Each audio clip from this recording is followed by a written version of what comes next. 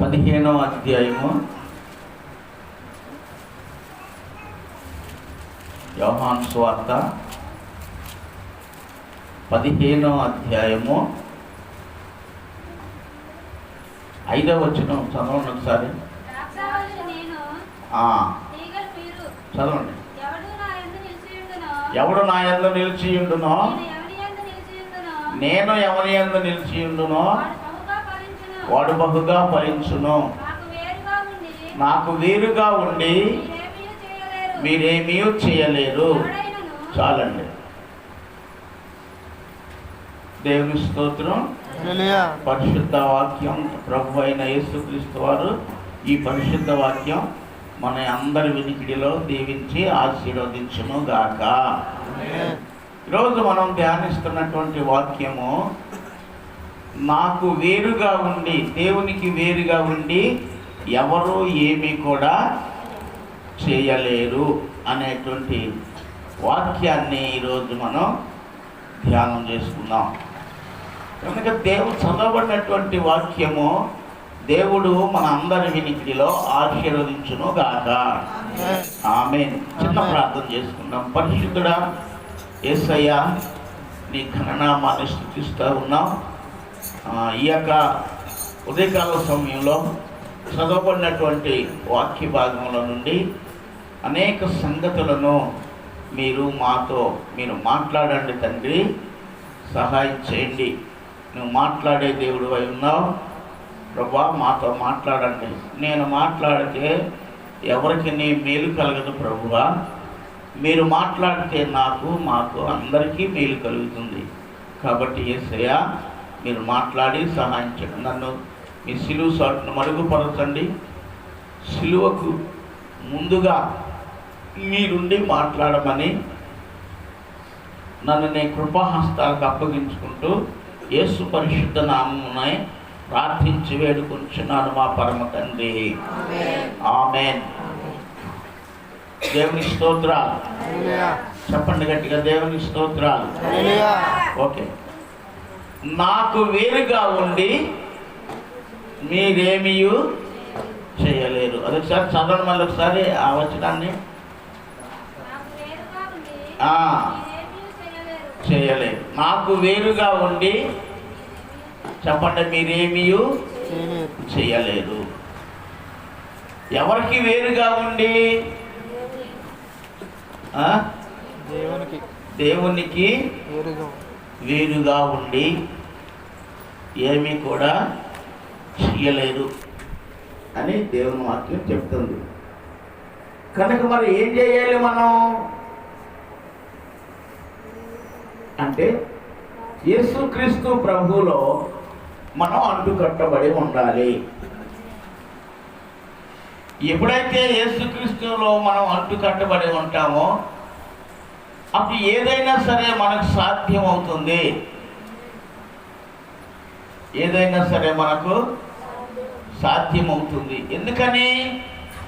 సాధ్యపరిచే వానిలో సాధ్యపరిచే యేసు ప్రభువులో మనం అంటుకట్టబడి ఉంటున్నాం కనుక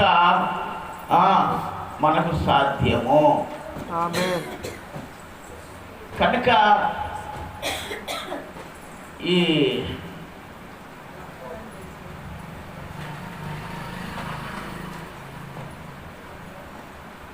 ఏదైనా మనం చెయ్యాలి అంటే చెయ్యగలం. ఎందుకంటే అదేంటి, ఓ పద్యం ఉంది, సాధనమ్ముల పనులు సమకూడు ధరలోన. అంటే ఏంటి? ఒక పనిలో మనం ఏం చేయాలంటే సాధకం చేయాలి. అంటే ప్రతిదినం ప్రాక్టీస్ చేయాలి. ఒకరోజు చేస్తే చాలా ఇబ్బందిగా ఉంటుంది. రెండో రోజు చేస్తే ఇంకొంచెం తగ్గుద్ది. మూడో రోజు చేస్తే తగ్గుద్ది. నాలుగో రోజుకి పూర్తిగా దానివల్ల కలిగే ఇబ్బందులు తగ్గిపోతాయి. అర్థమవుతుందా?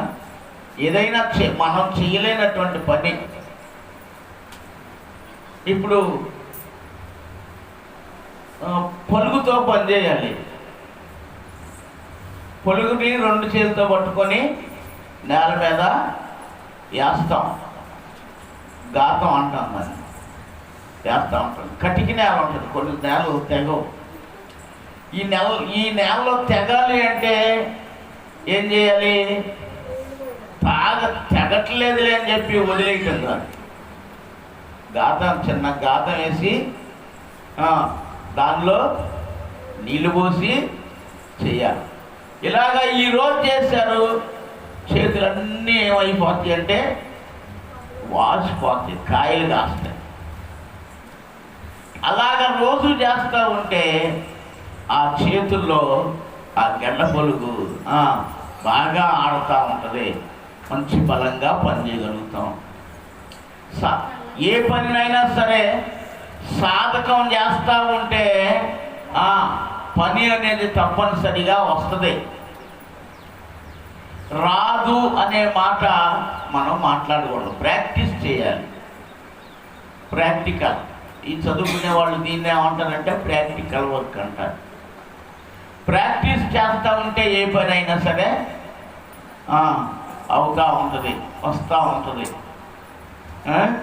ఆయన చూడు ఎంత గట్టిగా పని చేస్తున్నాడో, నువ్వు ఆ మాత్రం కూడా చేయలేవు అంటారు. అంటే చెయ్యలేడా, లేకపోతే చెయ్యలేరా? చెయ్యగలరు. ఎందుకు చేయట్లేదు అంటే ఆ పని అలవాటు చేసుకోవట్లేదు. అలాగే ప్రియులరా, మనం కూడా యేసు ప్రభువులో ఉండి మనం చేయదలుచుకున్న పని సాధకం చేస్తూ ఉంటే అది సంపూర్తిగా ఆ పని సంపూర్తిగా మనకు వస్తుంది, అన్నీ కూడా సాధ్యమవుతాయి. యేసు ప్రభువారు అన్నారు, వీటికంటే గొప్ప కార్యాలు చేస్తారు మీరు అని చెప్పారు. దేవుని స్తోత్రం చెప్పండి, చెప్పండి. యేసు ప్రభువారు ఏమన్నారంటే వీటికంటే గొప్ప కార్యాలు చేస్తారు అని చెప్పాడు. కనుక గొప్ప కార్యాలు చేస్తారు అన్నాడు కాబట్టి మరి ఇప్పుడు ఎక్కడ ఉండి చేయాలి? యేసు ప్రభువుకు వేరుగా ఉండి చేయాలా? యేసు ప్రభువులో ఉండి చేయాలా?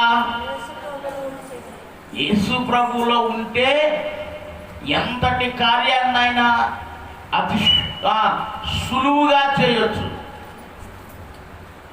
అది సాధకమవుతూ ఉంది. కనుక దేవుడు మనల్ని నడిపిస్తాడు. అందుకోసమే మనం ఏం చేయాలి అని అంటే యేసు ప్రభువులో ఉండాలి. నాకు వేరుగా ఉండి మీరేమీ చెయ్యలేరు అన్నాడు. దేవుని స్తోత్రం చెప్పండి, హల్లెలూయా. మరి దేవునికి ఎవరైనా వేరుగా ఉన్నారా అని మనం ఆలోచన చేసుకోగలిగితే బైబిల్ గ్రంథంలో అనేక మంది దేవునికి వేరుగా ఉన్నారు. దేవునికి వేరుగా ఉన్నవారు ఏమయ్యారు మరి అంటే నష్టపోయారు. చివరికి వాళ్ళు ఏంటంటే ప్రాణాలనే కోల్పోయారు. కనుక ప్రియులరా,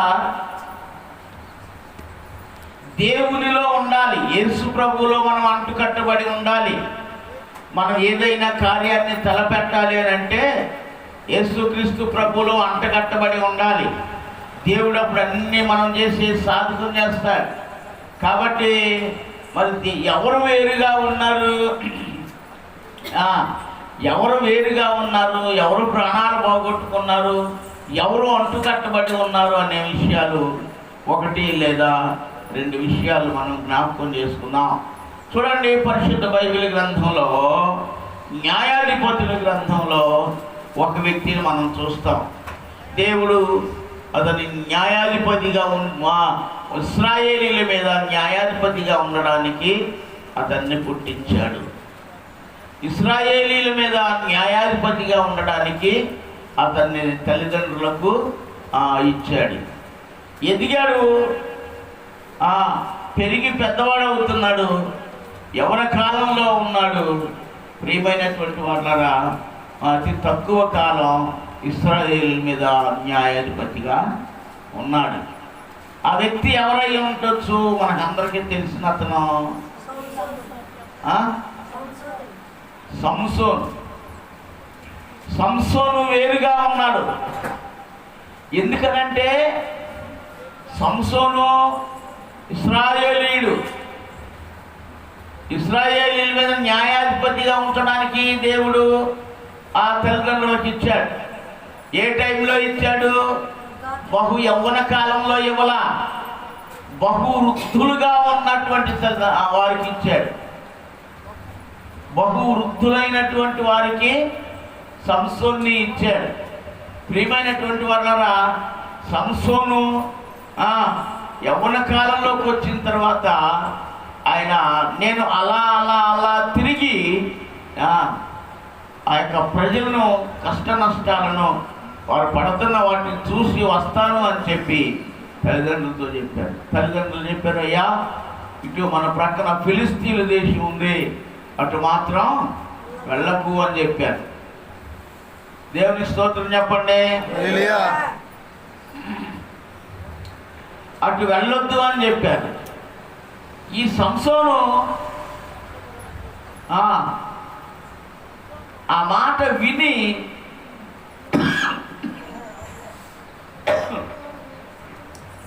అటే వెళ్ళాడు. అటువైపున వెళ్ళేసరికి అక్కడ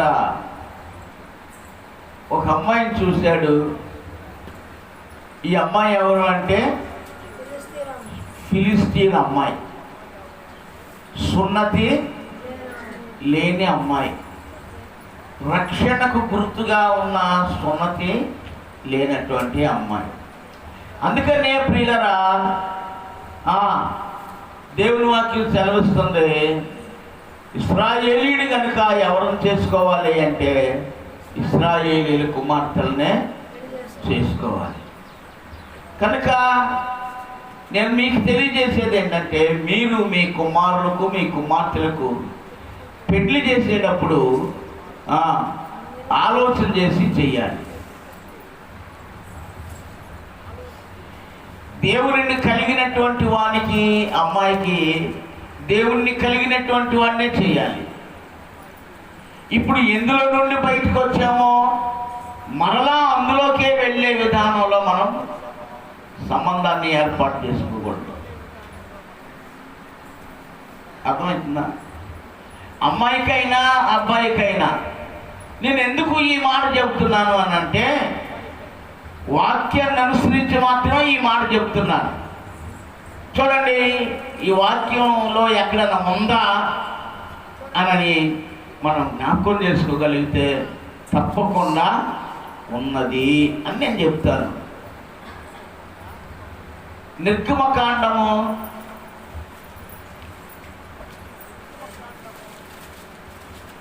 3వ అధ్యాయము మొదటి వచనాన్ని చూడండి.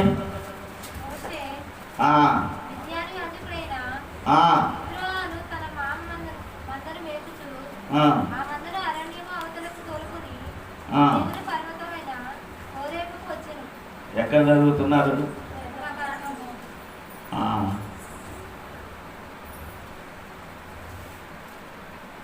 మొదటి అధ్యాయం చూడండి. మొదటి అధ్యాయంలో మొదటి వచనం చూడండి.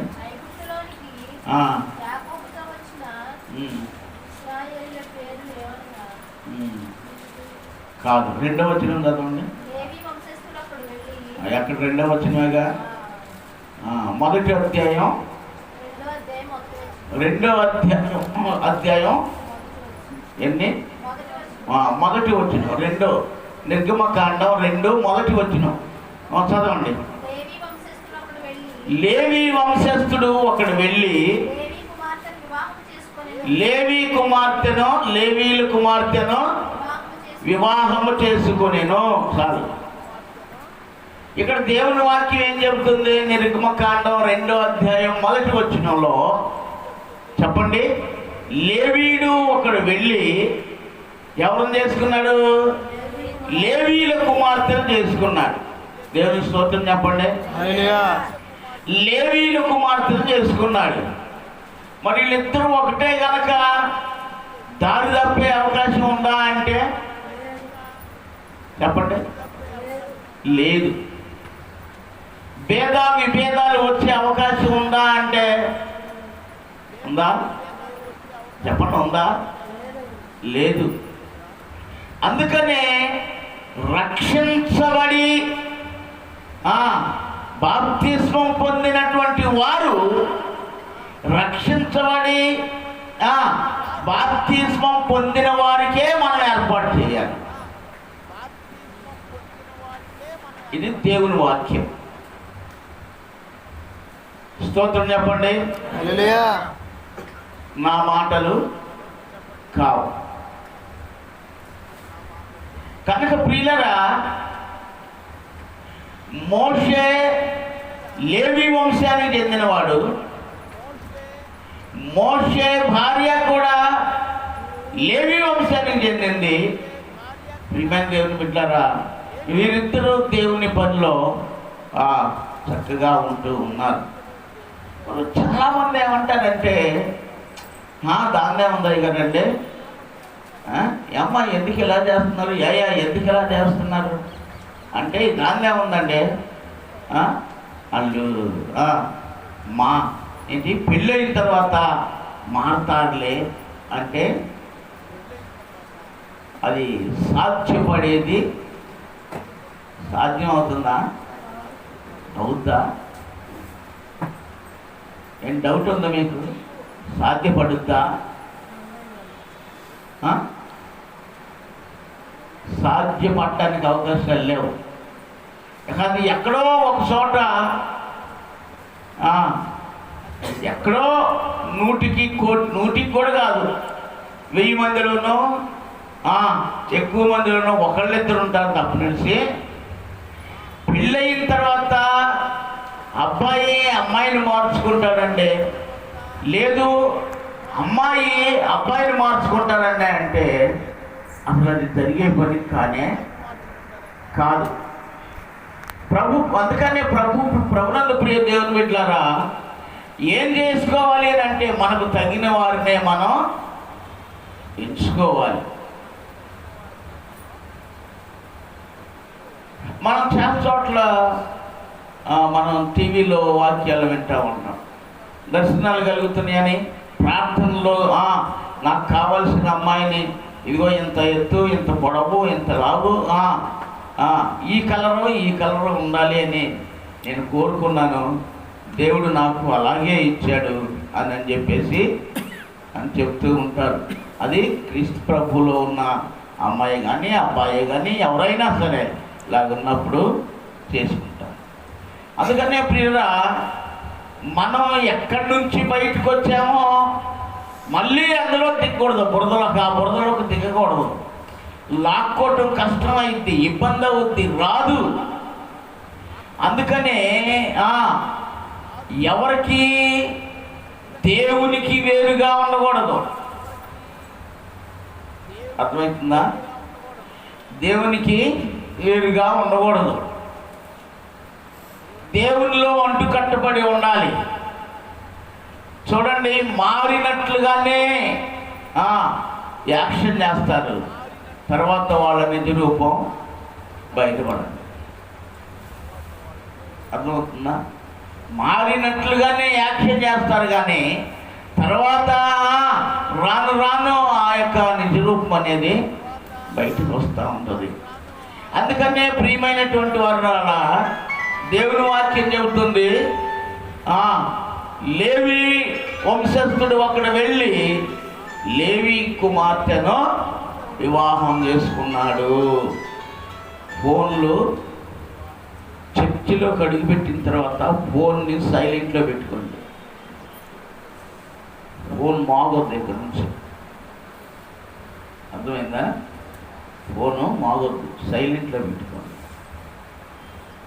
దేవుని ఇప్పుడే కాదు, ఎప్పుడైనా సరే, పగల ప్రార్థన కానీ నైట్ ప్రార్థన కానీ ఏ ప్రార్థనలో మనం ఉన్నా ఏం చేయకూడదు, సైలెంట్లో పెట్టుకోండి. అది దేవుని స్తోత్రం చెప్పండి. హల్లెలూయా. హల్లెలూయా.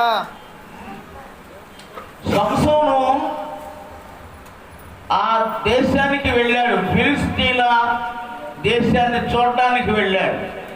వెళ్ళి అక్కడ తనకు నచ్చిన అమ్మాయిని చూసుకొని వచ్చి, నాకు ఫలానా దేశంలో ఉన్నటువంటి అమ్మాయి నేను చూశాను, నాకు ఆ అమ్మాయి ఇచ్చి పెళ్లి చేయండి అన్నాడు. తల్లిదండ్రులు చేశారా? వెంటనే చెయ్యాల. తల్లిదండ్రులు చెప్పారు, అయ్యా వాళ్ళు ఫిలిస్తీన్లు, రక్షణకు గుర్తుగా ఉన్న సున్నతి లేనటువంటి వారు, ప్రభువులో లేనటువంటి వారు. మనం ఇశ్రాయేలీలము. ఇశ్రాయేలీల కుమార్తెలలో ఎందరో ఉన్నారు నాన్న, వాళ్ళని చూసుకో, నీకు నచ్చిన వారిని చేసుకో అని చెప్పారు. వింటారా? వింటారా? వింటారా? ఎన్రు ఏమంటారు? నాకు ఆ అమ్మాయిని చేస్తేనే కానీ లేకపోతే నేను చచ్చిపోతా అంటారు. నాకు ఆ అమ్మాయిని చేస్తేనే కానీ లేకపోతే నేను చచ్చిపోతా అంటారు. అబ్బాయికి కానీ అమ్మాయికి కానీ ఎవరిని చూసి చేస్తే కాపురం చక్కగా నడుస్తుందో ఎవరికి తెలుసు? తల్లిదండ్రులకు తెలుసు. అవునా కాదా? ఇదివరకు రోజుల్లో మన తాతల నాటి కాలంలో తల్లిదండ్రులు ఏది చూసొచ్చే అది చేసుకోవాలంటే తప్పకుండా అదే చేసుకుని మాట ఎదురు చెప్పేవాళ్ళు కాదు. ఈ రోజుల్లో అది కాదు, ఎవరి కాళ్ళే ఏర్పాటు చేసుకుంటున్నారు. నిలిచేది తక్కువ, పటాపంచలై మొక్కలైపోయేది ఎక్కువ. అందుకనే దేవుని పిల్లలు దేవుని పిల్లలనే తెలుసుకోవాలి. అనగా రక్షణ పొందిన వారు రక్షణ పొందిన వారినే చేసుకోవాలి. ఒక ఆయన ఏమంటారంటే, మరి మంచిదే మీరు చెప్పారు, కానీ మరి ఈ రక్షణ పొందనటువంటి వారు ఉన్నారు కదా, మరి వారు ఎప్పుడు పొందుతారు అన్న. పెళ్లి చేసుకుంటే రక్షణ పొందుతారని గ్యారంటీ ఏముంది? ఉందా? చెప్పండి, గ్యారంటీ ఉందా? లేదు. అబ్బాయి అయినా అమ్మాయి అయినా ఎవరైనా సరే భర్త మార్గంలో భార్య నడవాల్సిందే, భార్య మార్గంలో భర్త నడవాల్సిందే. అందుకని దేవుని వాక్యం ఏం చేస్తున్నది అంటే, అబ్రహాం కూడా అదే చెప్పాడు. ఏమని చెప్పాడు? తన ప్రధాన దోస్తుడైన ఎలియాజరుతో చెప్తూ ఉన్నాడు. ఏమని చెప్తూ ఉన్నాడు? ఇదిగో నా కుమారునికి వివాహం సిద్ధపరిచి అమ్మాయిని తీసుకురా అని చెప్పాడు. తిరిగి ఎక్కడికి బయటెట్టు వెళ్ళొద్దు, జీవితాన్ని చెడగొట్టే పరిస్థితుల్లో కాదు, నా సొంత ప్రజల నుంచే ఏర్పాటు చేసుకొని తీసుకురా అన్నాడు. ఆయన సొంత అబ్రహాము యొక్క జనాంగం కాకపోతే వేరే జనాంగం లేదా? లేరా? వేరే జనాలు లేరా? ఎన్ని దేశాలు లేవు? ఎంతమంది లేరు? ఎందుకంటే అబ్రహాము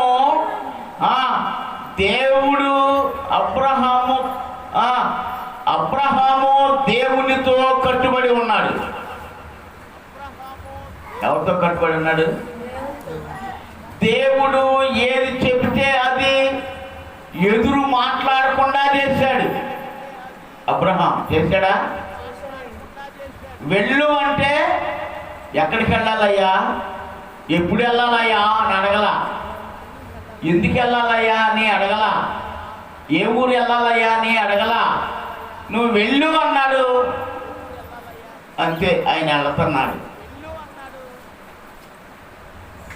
ఎక్కడ గుడారం వేయమంటే అక్కడ వేస్తున్నాడు. అందుకని అబ్రహాము దేవునికి కట్టుబడి ఉన్నాడు. దేవునిలో కట్టుబడి ఉండేటువంటి వారికి ఆశీర్వాదాలు ఎక్కువగా ఉంటాయి. అంతేకాదు ఆత్మీయ ఆత్మీయత అనేది వారిలో కనిపిస్తుంది.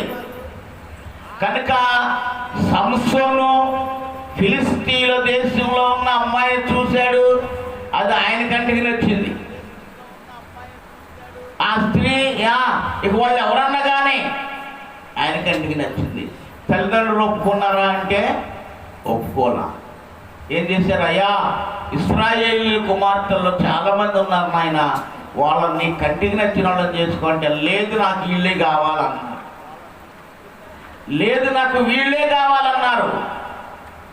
ప్రభునందు ప్రియరా, అయినా దేవుని ఆత్మ సంసోనుని వదిలిపెట్టిందా? దేవుడు వదిలిపెట్టాడా? వదిలిపెట్టలా. సరే, తల్లిదండ్రులు కానీ పెద్దలు వాళ్ళు కలిసి ఆ అమ్మాయితోనే పెళ్లి జరిగించారు. కొంతకాలం నడిచింది. ఇశ్రాయేలీల మీద న్యాయాధిపతిగా కొంతకాలం బాగానే నడిచాడు. అక్కడ వివాహమైన స్త్రీని వదిలేసి ఇంటికి వచ్చాడు. చాలా కాలం వచ్చాడు. వదిలేసి రావడానికి కూడా గల కారణం ఉంది. ఆ కారణం ఏంటంటే,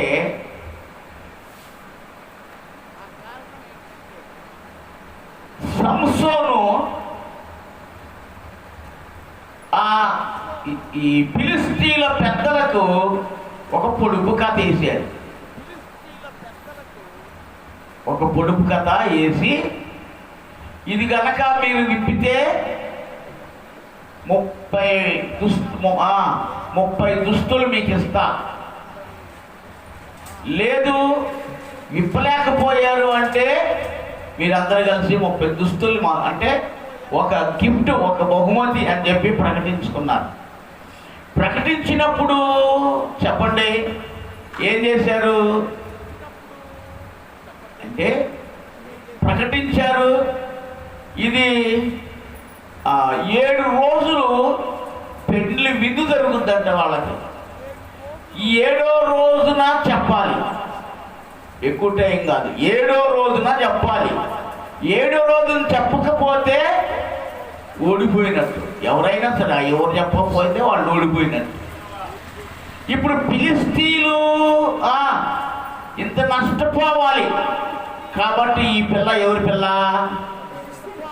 మా పిల్ల. ఎవరు ఆలోచన చేస్తున్నారు?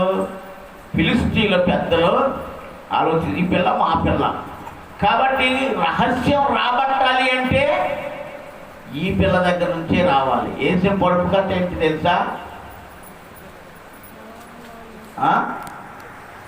బలమైన దానిలో నుండి తిండి వచ్చాను, తిను దానిలో నుండి తీపి వచ్చాను. మీరు న్యాయాధిపతుల గ్రంథం 13వ అధ్యాయం నుండి 16 అధ్యాయాల వరకు చదువుకోండి. ఈ సంసోను యొక్క చరిత్ర ఉంటుంది. కనుక ఈ పొడుపు కథకు పిల్లను రాబట్టాలి. పిల్ల దగ్గర నుంచే రావాలి. మన పిల్ల మన మాట మీరిపోద్దా? భర్తకు లోపడుతుంది. ఒకవేళ మీరిపోయిందనుకో దానికి ఒక లెక్క చెప్పారు. అమ్మాయి, నీ భర్త ఈ కథ వేసాడు కదా, పొడుపు కథ, దీన్ని చెప్పు. నేను నా భర్తను నేను అలాగే అడిగి ఎలాగ చెప్పగలనయ్యా అని ఎన్నో కొన్ని మాటలు మాట్లాడతారు. వాళ్ళు ఒక మాట చెప్పారు, నిన్ను నీ ఇంటి వారిని తగలబెట్టేస్తామన్నాడు. చెప్పలేదా? నిన్ను నీ ఇంటి వారిని కూడా తగలబెట్టేస్తామన్నాడు. మరి ప్రాణం పోగొట్టుకోవడానికి ఒప్పుకుంటుందా? అసలు నువ్వు ఎవరిని చేసుకున్నావు? ఇశ్రాయేలీని చేసుకున్నావు. మన శత్రువుని చేసుకున్నావు. అంటే మన శత్రువులకు నువ్వు మమ్మల్ని అప్పచెబుతావా అని చెప్పి అమ్మాయి మీద పడ్డాను.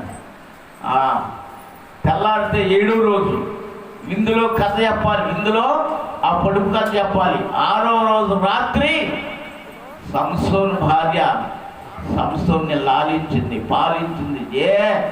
ఏం చేసింది? ఇద్దడు నాకు కూడా చెప్పవే, నేను నీ భార్యని కదా అంటే, నువ్వు ఎవరితో చెప్పొద్దా? నేను ఎవరితో చెప్పను. రహస్యం చెప్పాడా? చెప్పాడు. చెప్తాడు. ఏమేం చేసింది? రహస్యంగా చెప్పింది వాళ్ళకి. మళ్ళీ రహస్యంగా చెప్పింది. తెల్లారి 7వ రోజు విందులోకి వచ్చారు. టక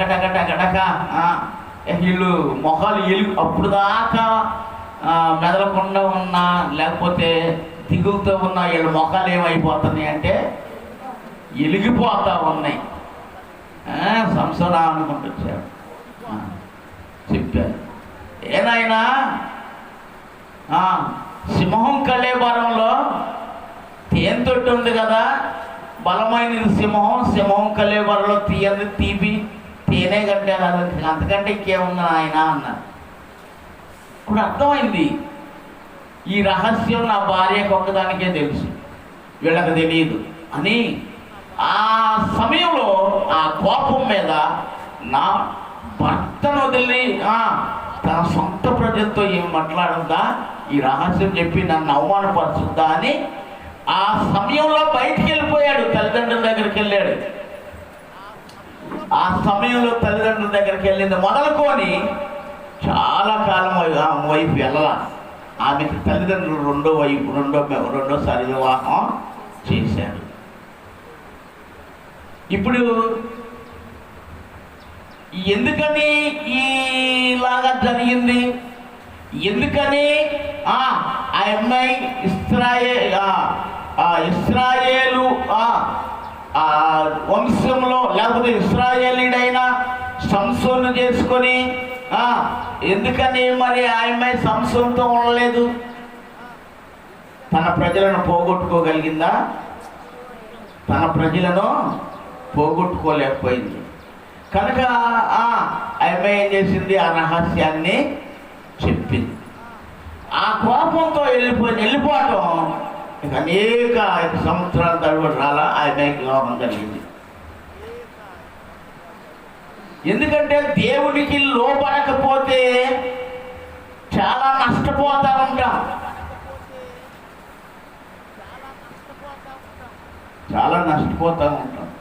ఇక దేవునికి దూరవటం మొదలేశాడు. ఇక ఈ ప్రాణ భయంతో తిరుగుతూ ఉన్నాడు సంసోను. చూస్తూ అలా వెళుతూ చూడండి, ఒక స్త్రీని కనుగొన్నాడు. తెలీలా అనేటువంటి ఒక అమ్మాయిని చూశాడు. ఆ అమ్మాయి దగ్గరికి వెళ్ళాడు. నేను తలదాచుకుంటానమ్మా, నా పరిస్థితి ఎలా ఉంది అని చెప్పేసి. శత్రువులను తరుముతా ఉన్నారు, నా ప్రాణం పోయే పరిస్థితుల్లో ఉంది కనుక కొంతకాలం నేను నీ దగ్గర తలదాచుకుంటాను, నా రహస్యం చెప్పమని అక్కడ చెప్పాడు. దేవుని స్తోత్రం చెప్పండి. ఆ తలదాచుకోవటం కొంచెం ప్రేమగా మారింది. ఆ మోజులో పడిపోయాడు, జీవితాన్ని నాశనం చేసుకున్నాడు. ఆ తప్పటం తల్లిదండ్రుల దగ్గరికి వెళ్ళి పశ్చాత్తాపడి దేవునితో ఆ సంబంధాన్ని పెంచుకున్నాడా? దేవునికి సమీపంగా ఉన్నాడా? చేసిందే తప్పు, చేసుకున్నదే ఫిలిస్తీన్ అమ్మాయి. మరలా తిరిగి పైగా ఏం చేశాడు? క్షమాపణ పొంది తల్లిదండ్రులతో ఉండవలసినటువంటి ఈ సంసోను ఒక వ్యభిచార గృహంలో చేరి తెలీలా అనే అమ్మాయికి దాసోహం చేశాడు. అలా చేసి ఏం చేశాడు? ఎవరికి చెప్పుకోకమ్మా అని చెప్పాడు. సరే, సంసోను ఎక్కడున్నాడు? తెలీలా ఇంట్లో ఉన్నాడని చెప్పి ఇక ఈ అమ్మాయి దగ్గర వచ్చి ఈ అమ్మాయిని పట్టుకున్నాడు. అమ్మాయిని ఇంట్లో ఉన్నవాడు మాకు అప్పచెప్పు, నీకు డబ్బులు ఇస్తాం అని చెప్పేసి ఒప్పందం చేసుకొని ఆయన వెళ్ళిపోయింది. బంధించి మాకు అప్పచెప్పు అన్నారు. చూసింది, అబ్బాయి నువ్వు నా దగ్గర ఉంటున్నావు, నువ్వెవరవో నాకు తెలియదు, నేను నిన్ను చేర్చుకున్నా, నువ్వు ఇంత బలవంతుడు అయి ఉంటానికి కారణం ఏంటి? ఏం లేదు, రహస్యం. ఎన్నిసార్లు? ఇంచుమించు 5-6 సార్లు పైగా చెప్పాడు. చివరికి ఆయన చెప్పిందల్లా చేశాడు. సంసోను ఫిలిస్తీన్లు వస్తున్నారా అంటే అలా ఒళ్ళు విరుచుకొని నిలబడితే దేవుని ఆత్మ వచ్చి ఆయన ఆవరించేది. వెంటనే వాళ్ళందరినీ కూడా జయించేసి అలాంటి వాడు ఒకరోజు చెప్తున్నాడు, ఏంటి అని అంటే, నేను పుట్టినది మొదలుకొని ఇప్పటి వరకు మద్యం త్రాగలేదు. నేను పుట్టినది మొదలుకొని నా తల క్షౌరం చేయించలేదు. ఎప్పుడైతే నా తల క్షౌరం చేయిస్తారో చేయబడుతుందో అప్పుడు నాలో ఉన్నటువంటి బలం తగ్గిపోతుంది అని చెప్పాడు. ఎవరితో సంబంధం పెట్టుకున్నాడు? దేవునితో సంబంధం పెట్టుకున్నాడా? దేవునిలో అంటు కట్టబడ్డాడా? దేవునిలో అంటు కట్టబడకపోయినా తెలుసుకుంటాడు అని కొంతకాలం ఆయన ఆత్మ బలంగా రావటం వలన ఇశ్రాయేలీయుల మీద కొంతకాలం న్యాయాధిపతిగా చేశాడు. యుద్ధాలు చేసి ఫిలిస్తీన్లందరినీ ఓడించాడు. అటువంటి బలాఢ్యుడు అయినా తెలుసుకోవాలా? అయినా చెప్పండి, అయినా తెలుసుకోవాలా? ఎంత నష్టపోతున్నాను అనేది అర్థం కాలేదు. కనుక ప్రియమైనటువంటి వాళ్ళారా, ఆ సమయంలో ఏం చేశాడు? అమ్మా, నా తల రహస్యం ఇది అని చెప్పాడు. వెంటనే ఆమె ఏం చేసింది తెలుసా? చక్కగా మద్యం మంచి భోజనం పెట్టింది. ఏం చేసింది? చక్కగా జల్లలేసింది. మొత్తం మంచి భోజనం పెట్టింది, తినేసాడు. ద్రాక్ష రసం గట్టిగా పోసేసింది. ఇక మద్యం పోసింది, శుభ్రంగా తాగేసాడు. బాధలో ఉండి తాగేసాడు. ఏం బాధ? నా ప్రాణం పోతుందిక, శత్రువులు నన్ను ముట్టడిస్తున్నారు అని చెప్పండి ఆలోచన, భయంతో మద్యం త్రాగేశాడు. మత్తులో ఉండిపోయాడు. లేపినా లెగిసే స్థితిలో లేడు. ఈ అమ్మాయి సందు చూసుకొని జడలుగా అల్లి ఆ తలనంతటినీ కూడా ఏం చేసింది? గూడుగుడు చేసింది. ఏం చేసింది చెప్పండి? గుండు చేసింది. చివరికి మెలకు వచ్చింది. సంసార్, ఎవరు శత్రువులు వచ్చారయ్యా ఫిలిస్తీయులు? ఎవరు వచ్చారు? శత్రువులు వచ్చారయ్యా, ఫిలిస్తీయులు వచ్చారయ్యా. అడుగు శత్రువులు అంది. ఉలిక్కి పళ్ళేసి ఏం చేశాడు? అలా ఇసిరాడు. ఇట్లా ఉండి ఎట్లా ఇసిరుతాడు? చుట్టూ వెనక ఈ వరకు నేను కూడా ఎందుకని ఈ వెంట్రుకని ఎలా పట్టుకోవాలి అంటే బాగా వచ్చేటట్టు వేస్తాడు. దూకడానికి చేతితో కాదు, అదేంటి దువ్వితో కాదు. ఏం చేసేవాడిని? ఎలాగని ఇలాగ చెప్తే జుట్టు కొట్టేది. అప్పుడు చేతితో సరి చేసాడు అన్నమాట ఓ టైంలో. కానీ అప్పుడు ఇలారా ఆ తలకాయ ఇసిరాడు. ఇసిరితే జుట్టు వెనక్కిపోయిందా? ఉందా జుట్టు? లేదు. అప్పుడు శత్రువులు పట్టుకున్నారు.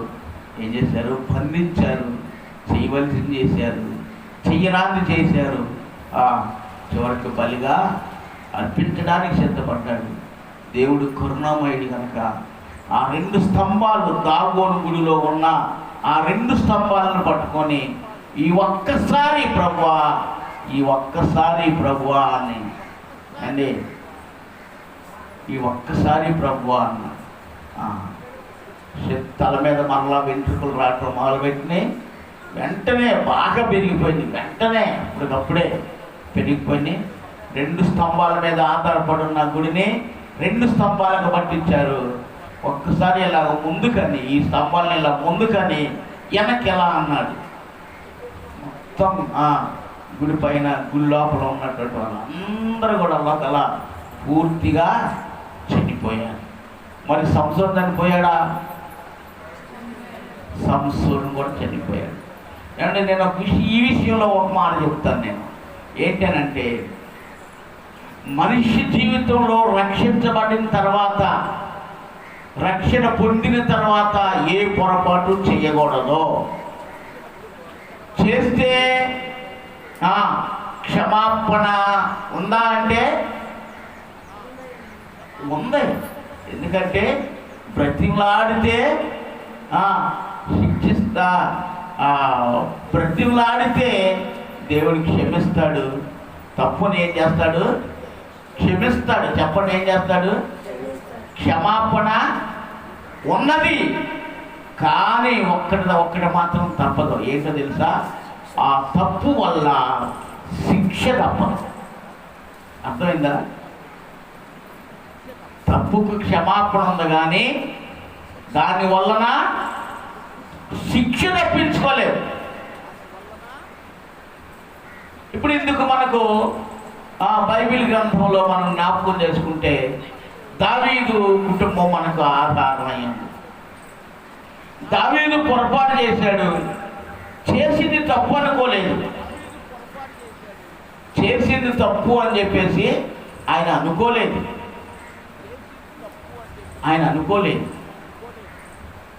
నేను న్యాయమే చేశానని చెప్పి అనుకున్నాడు. కానీ ఒక ప్రవక్త వచ్చాడు. ఏంటయ్యా వచ్చారన్నాడు. రాజా, నీ రాజ్యంలో జరగకూడదు ఒకటి జరిగిందయ్యా. ఏంటది అని చెప్పాడు. నీ రాజ్యంలో ఒక పేదవాడు ఉన్నాడు, అదే నీ రాజ్యంలో ఒక ధనికుడు ఉన్నాడు. ఈయనకి ధనికుడికి 100 గొర్రెలు ఉన్నాయి, పేదవాడికి ఒకే ఒక గొర్రె ఉంది. ఆ గొర్రెను చేతి మేత మేపుతూ ఉన్నాడు, గోరు ముద్దలో పెడతా ఉన్నాడు అంటారు కదా. గోరు ముద్దలతో పెంచుకుంటున్నాడు. తాను ఎక్కడ ఉంటే అక్కడే ఆ గొర్రెను పెంచుకుంటున్నాడు, ఉంచుకుంటున్నాడు. తను పడుకున్న దగ్గరే దాన్ని పడుకోబెట్టుకుంటున్నాడయ్యా. అల్లారు ముద్దుగా తన ప్రాణంతో సమానంగా చూస్తున్నాడయ్యా. మరి ఇంటికేం జరిగింది? ఏం లేదు. 100 గొర్రెలు ఉన్నటువంటి ధనికుడి ఇంటికి ఎవరు వచ్చారంటే చుట్టాలు వచ్చారు, బంధువులు వచ్చారు. ఈయనకున్న 100 గొర్రెల నుంచి ఒక్క గొర్రెను కూడా కోసి వారికి విందు చేయలేదు. కానీ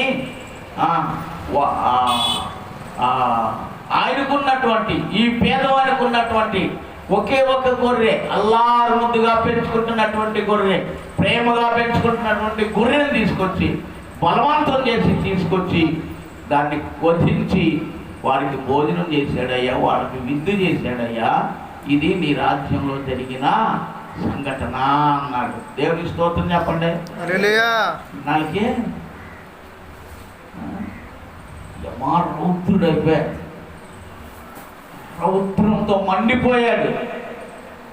మండిపోతున్నాయిక ఎవడు వాడు?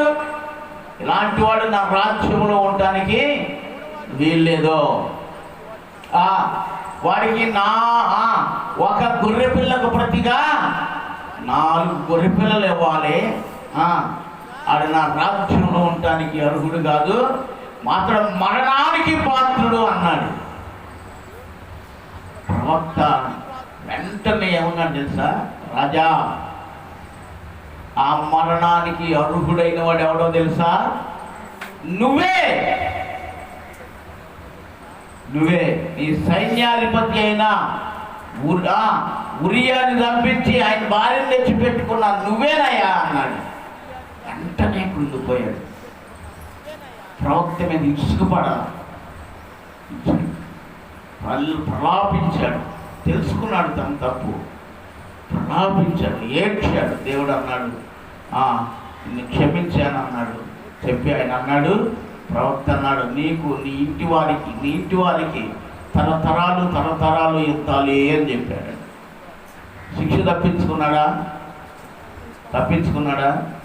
చెప్పండి, శిక్ష తప్పించుకున్నాడా? మాట్లాడండి. శిక్ష తప్పించుకోలేదు. సంసోను అంతే, తల్లిదండ్రుల మాట వినలేదు, తల్లిదండ్రులకు లోబడలేదు, తల్లిదండ్రులను ధిక్కరించారు. ఈరోజు ఈ దినాల్లో ఎంతమంది పిల్లలు తల్లిదండ్రులకు లోబడి ఉంటున్నారు? ఎంతమంది పిల్లలు తల్లిదండ్రులను ధిక్కరిస్తున్నారు? ఎంతమంది పిల్లలు తల్లిదండ్రులను కొడుతున్నారు అండి? గర్భంలో పడింది మొదలుకొని 9 నెలలు మోసి 10 నెలలు మోసి కని పాలిచ్చి పెంచి మాటలు నేర్పి చేతలు నేర్పి ఈనాడు ఏం చేస్తున్నారు? తల్లిదండ్రుల్ని తిడుతున్నారు, కొడుతున్నారు. ముద్ద పెట్టే విధానం లేదు. 10 ఆజ్ఞల్లో ఒక ఆజ్ఞ ఉంది, నీ తల్లిదండ్రులను సన్మానించు. దేవుడిని తెలిసిన వాళ్ళు అంతే, తెలియని వాళ్ళు అంతే, లోకరీత్యానే చేస్తున్నారు. మనం ఎప్పుడైతే ఇంకో విషయం చెప్పనా, అక్కడ వాక్యంలో ఒక మాట ఉంది, అది చదవండి. నిర్గమకాండంలో ఈ మాట చదవండి. సన్మానించమంటానికి ముందు ఒక మాట ఉంది. నిర్గమకాండం 20వ అధ్యాయంలో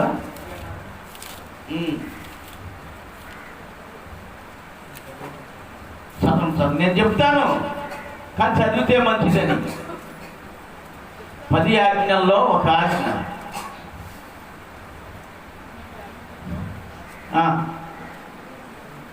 నిర్గమకాండం 20వ అధ్యాయం చదవండి. 10 ఆజ్ఞలు అక్కడ మొట్టమొదటి నుంచి 20 వచనాల వరకు, ఇంకెక్కువ వచనాల వరకు ఉంది ఆజ్ఞలు. 10 ఆజ్ఞలు జాగ్రత్తగానండి, జాగ్రత్తగా వినాలి. పిల్లలైనటువంటి వారు, కొడుకులు కూతుళ్ళు అయినటువంటి వారు తల్లిదండ్రుల విషయంలో దేవుడు ఇస్తున్నటువంటి ఆజ్ఞ, నీ దేవుడైన యెహోవా నీకు అనుగ్రహించు దేశంలో నీవు దీర్ఘాయుష్వంతుడవగునట్లు నీ తల్లిని నీ తండ్రిని సన్మానించుము అన్నాడు. దేవునికి స్తోత్రం చెప్పండి గట్టిగా. హల్లెలూయా. ఏం చేయాలంట? ఏమంటే ఏం చేయాలంట? నీకు దీర్ఘాయువు కలగాలి అని అంటే ఏం చేయాలా? తల్లిదండ్రులను సన్మానించాలి. ఈ దినాల్లో ఏమండి తల్లిదండ్రులు అలాగే ఉంటున్నారు. ధిక్కరించినటువంటి కుమారులు ఏమైపోతున్నారు, కుమార్తెలు ఏమైపోతున్నారు, చనిపోతున్నారు. తల్లిని తండ్రిని సన్మానించు, గౌరవించు, ప్రేమించు. అది దేవుడు చెబుతున్నటువంటి ఆజ్ఞ. దేవుడు నీకు యెహోవా నీకు అనుగ్రహించు దేశంలో నీవు దీర్ఘాయుష్వంతుడు వగునట్లు, లేదా నువ్వు దీర్ఘాయుష్వంతురాలు వగునట్లు ఏం చేయాలంట? నీ తల్లిని నీ తండ్రిని సన్మానించు అని చెప్పాడు. కానీ సంసోను ఏం చేశాడు? తల్లిదండ్రులను ధిక్కరించాడు. తల్లిదండ్రులకు వేరుగా ఉన్నారు. ఏమంటే తల్లిదండ్రులు చనిపోలా, ముందే కుమారుడైన సంసోను ఏమైపోయాడు? వృద్ధాప్యంలో ఉన్న సంసోను యొక్క తల్లిదండ్రులు చనిపోలా, యవ్వన కాలంలో ఉన్న సంసోనే చనిపోయాడా లేదా? నాకు వేరుగా ఉండి మీరేమీ చేయలేదు, నాకు వేరుగా ఉండి మీరేమీ చేయలేదు అన్నాడు ఆ దేవుడు. సంసోను తల్లిదండ్రులను ధిక్కరించి దేవునికి విరోధంగా, దేవునికి ఇష్టం లేని ఆ వివాహాన్ని చేసుకొని కలత చెంది మనస్సు పాడై, జీవితం పాడై, చివరకు తన ఏం సాగు తెచ్చిపోయాడంటే కుక్క సాగు తెచ్చినట్టు అంటారు. దిక్కులేని సాగు తెచ్చాడంటారు. జాగ్రత్త. తల్లిదండ్రులను ధిక్కరించకండి, తల్లిదండ్రులను ప్రేమించండి. ఏమండి ఒక విషయం చెప్పనా? నాకు అవగాహన అయిన ఒక మాట చెప్తాను నేను. ఇప్పుడు కాదు, నాకు కొంతకాలం ముందు, దాదాపు 10 సంవత్సరాల క్రితం ఒక మాట నాకు మంచిగా తగిలింది. ఏం మాట అంటే, ఇప్పుడు చిన్నపిల్లలు మనల్ని విసిగిస్తారా? చెప్పండి. తల్లిదండ్రులని పిల్లలు విసిగిస్తారా? నిజంగా చెప్పండి, విసిగిస్తారా? అలుగుతారా? అలగరా కదా? ప్రతిదానికి అలుగుతారు కదా. మీ పిల్లలు అలగలేదా ఏంటి?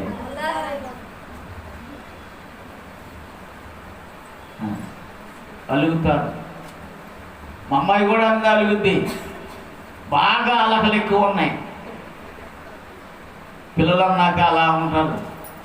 ఇంకో విషయం చెప్పనా, తల్లిదండ్రులు వృద్ధులయ్యా కూడా అలాగే ఉంటారు. అదే మనస్తత్వాన్ని కలిగి ఉంటారు. చిన్నపిల్లల మనస్తత్వాన్నే కలిగి ఉంటారు. అలగటం, లే బాధపడటం, ఏడవటం ఏదో జరుగుతూ ఉంటుంది.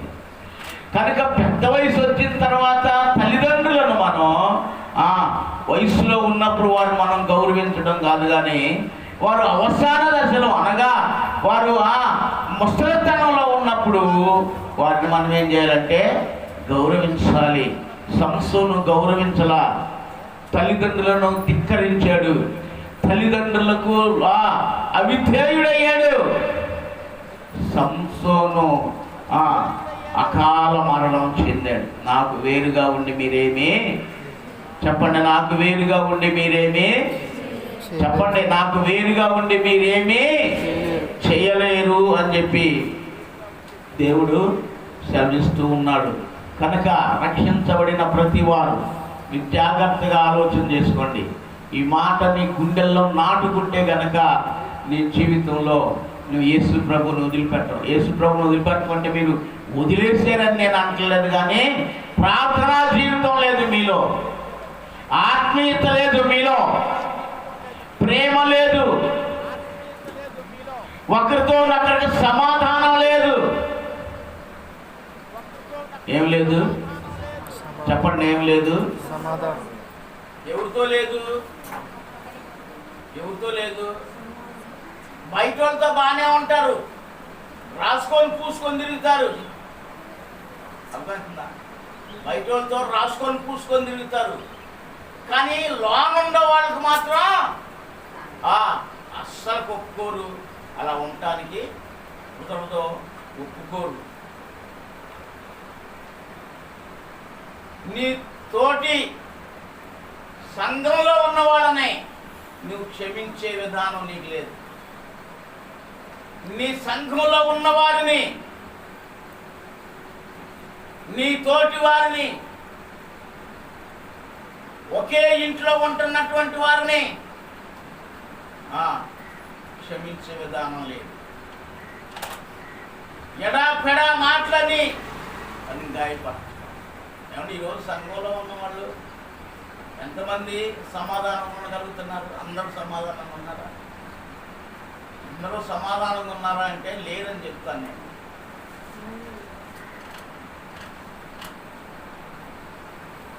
మరి దేవునితో మనం ఎలా ఉన్నాం? సమాధానంగా లేనప్పుడు, సమాధానంగా ఉండడానికి మనం దేవుళ్ళు ధిక్కరించినప్పుడు మరి మనం ఎలా క్షేమంగా ఉండగలుగుతామండి?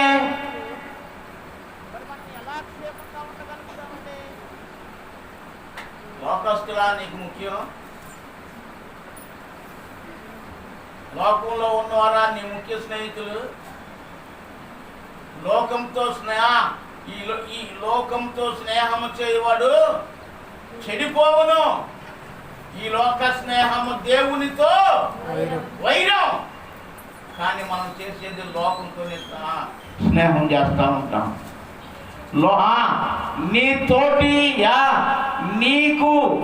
నీ తోటి వారితో సమాధానం కలిగి ఉండాలి. ఏం కలిగి ఉండాలి చెప్పండి? ఏం కలిగి ఉండాలి? సమాధానం విషయంలో నువ్వు దేవుణ్ణి ధిక్కరిస్తే క్షేమంగా ఉండగలుగుతావా? అంటే ధిక్కరించడం అంటే దేవునితో ఉన్నట్లా, లేకపోతే ఆ దేవునికి వేరుగా ఉన్నట్లా? దేవునితో వేరుగా ఉన్నట్లు. అలా ఉండటం వలన నీ జీవితానికి నెమ్మది నెమ్మది నెమ్మది కలగనే కలగదు. నువ్వు ఎప్పుడైతే దేవునికి లోబడి ఉంటావో, దేవుడు చెప్పిన ప్రతి దానిలో నువ్వు ఎలా ఏ రీతిగా ముందుంటావో ఆ రీతిగా దేవుడు నీకు శాంతి, సమాధానం, నెమ్మది, అందరితో ఉండేటట్లుగా సమాధానంగా సమాధానాన్ని కలిగి ఉంటారు. కనుక ప్రియులారా, ఈ యొక్క మధ్యాహ్న కాల సమయంలో నీవు నీ తోటి వారితో సమాధానాన్ని కలిగి ఉన్నావా? ఒకే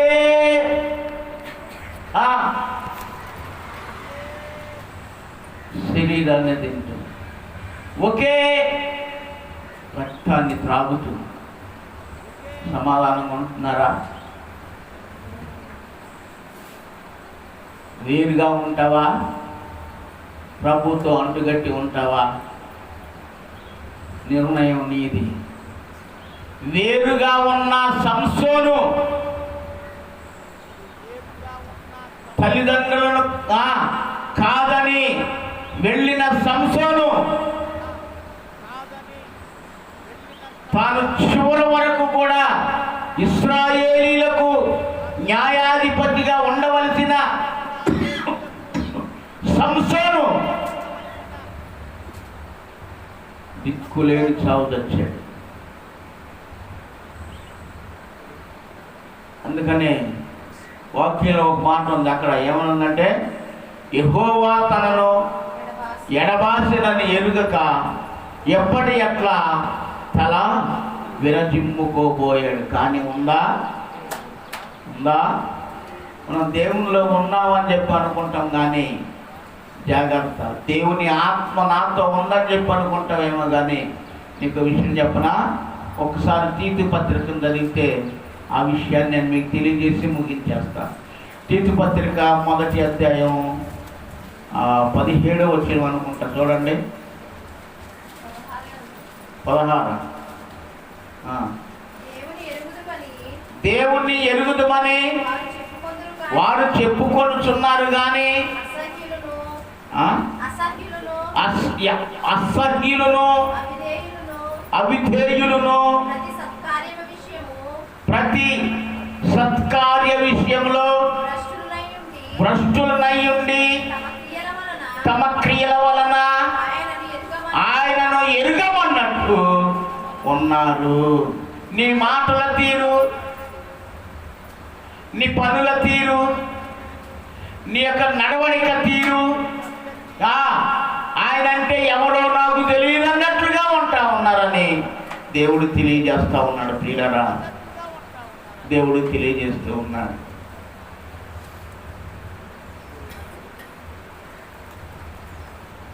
యాకోబు అన్నాడు, ఒక్క జల నుండే చేదు నీరు మంచి నీరు వస్తాయా? ఒకే జలలో చేదు నీరు మంచి నీరు వస్తాయా? రావు. మరి అందులో నుండి రానప్పుడు మన నోట్ల నుంచి ఎలా వస్తున్నాయి?